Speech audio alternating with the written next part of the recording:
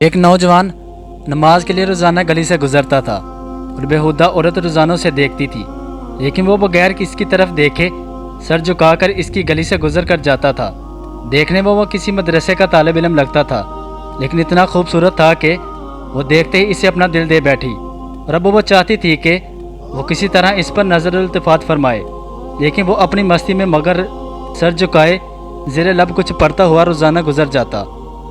वो रोज़ाना एक मखसूस वक्त पर वहाँ से गुजरता, वो कभी आंख उठाकर भी ना देखता।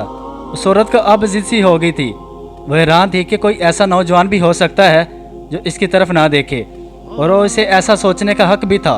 वो अपने इलाके की सबसे अमीर और ख़ूबसूरत औरत थी, खूबसूरत इतनी कि जब वह बाहर निकलती तो लोग इसे बेख्तियार देखने पर मजबूर हो जाते।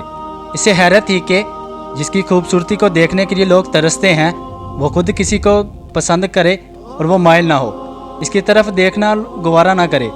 अपनी अना की शिकस्त और ख़ूबसूरती की तौहीन पर वो पागल हो गई और कोई ऐसा मनसूबा सोचने लगी जिससे वो एक नौजवान को हासिल कर सके और इसका गुरूर तोड़ सके। आखिरकार शैतान ने इससे एक ऐसा तरीका समझाया जिसमें फंस कर वो नौजवान इसकी बात मानने पर मजबूर हो गया। अगले दिन जब वो नौजवान इस गली से गुजर रहा था तो औरत ने उसके करीब आई और कहने लगी, बेटा, मेरी मालकन तुम्हें बुला रही है। नौजवान ने कहा कि माँ जी, आपकी मालकन को मुझसे क्या काम है। इस औरत ने कहा कि बेटा, उसने तुमसे कोई मसला पूछना है, वो मजबूर है, खुद बाहर नहीं आ सकती। नौजवान इस औरत के साथ चला गया।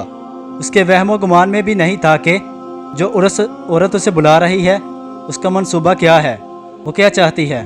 वो तो अपनी फितरत सादा दिली की वजह से इसकी मदद करने के लिए चला गया। ने कहा कि या तो तुम मेरी ख्वाहिश पूरी करोगे या फिर मैं शोहर में चाहूँगी कि तुमने ज़बरदस्ती मेरे घर में दाखिल होने की कोशिश की है, मेरी इज़्ज़त पर हमला किया है। तो नौजवान ये बात सुनकर बहुत परेशान हुआ। उसे अपनी इज़्ज़त किसी भी तरह महफूज नज़र नहीं आ रही थी। इसकी बात मानना तो गुनाहगार होता और ना मानता तो लोगों की नज़रों में बुरा बनता। वो इलाका जहाँ लोग इसकी इज़्ज़त और शराफत की मिसालें दिया करते थे, वहाँ पर इसकी किस्म का इल्ज़ाम लग जाए, ये इसे गवारा नहीं था। अजीब मुसीबत में फंस गया था। दिल ही दिल में वो अल्लाह की तरफ मतवज्जा हुआ और अल्लाह से मदद चाही तो उसके जहन में एक तरकीब आ गई। इसने औरत से कहा कि ठीक है, मैं तुम्हारी ख्वाहिश पूरी करूँगा, लेकिन पहले मुझे बैतुल खला जाने की इजाज़त दे दी जाए। औरत ने उसे बैतुल खला का बता दिया। उस नौजवान ने अंदर जाकर ढेर सारी गलाजत अपने जिस्म पर मली और बाहर आ गया। औरत उसे देखते ही चला उठी कि ये तुमने क्या किया है ज़ालिम, मुझ जैसी नफीस तबीयत वाली के सामने इतनी गंदी हालत में आ गए, दफ़ा हो जाओ, निकल जाओ मेरे घर से। नौजवान फ़ौरन इसके घर से निकल गया और करीब ही एक नहर पर अपने आप को और अपने कपड़ों को अच्छी तरह पाक किया और अल्लाह का शुक्र अदा करता हुआ वापस मदरसे चला गया। नमाज के बाद जब वो सबक में बैठा तो थोड़ी देर बाद उस्ताद ने कहा कि आज तो बहुत प्यारी खुशबू आ रही है, किस तालिब इल्म ने खुशबू लगाई है। वो नौजवान समझ गया कि इसके जिस्म से अभी भी बदबू नहीं गई। उस्ताद जी तंज कर रहे हैं। वो अपने आप में सिमट गया और इसकी आंखों में आंसू आ गए। थोड़ी देर बाद उस्ताद जी ने फिर पूछा कि ये खुशबू किसने लगाई है, लेकिन वो खामोश रहा। आखिर उस्ताद ने सबको एक एक करके बुलाया और खुशबू सूंघने लगा और इस नौजवान की बारी आई तो वो भी सर झुकाकर उस्ताद के सामने खड़ा हो गया। उस्ताद ने इसके कपड़ों को सूंघा तो वो खुशबू इसके कपड़ों से आ रही थी। उस्ताद ने कहा कि तुम बता क्यों नहीं रहे थे कि ये खुशबू तुमने लगाई है।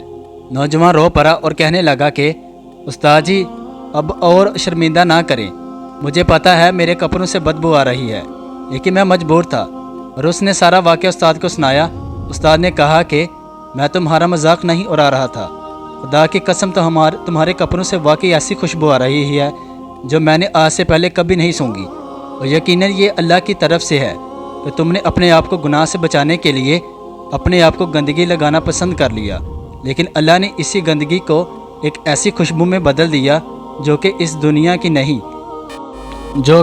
नहीं लगती। कहते हैं कि इस नौजवान के इन कपड़ों से हमेशा ही वो खुशबू आती रही। सुभान अल्लाह। दोस्तों, अगर आपको ये वीडियो अच्छी लगी हो तो चैनल को लाइक करें, सब्सक्राइब करें और एक अच्छा सा कमेंट करें। अल्लाह पाक हमें बुरे कामों से बचने और नेक काम करने की तौफीक अता फरमाए। आमीन। दुआ में याद रखिएगा।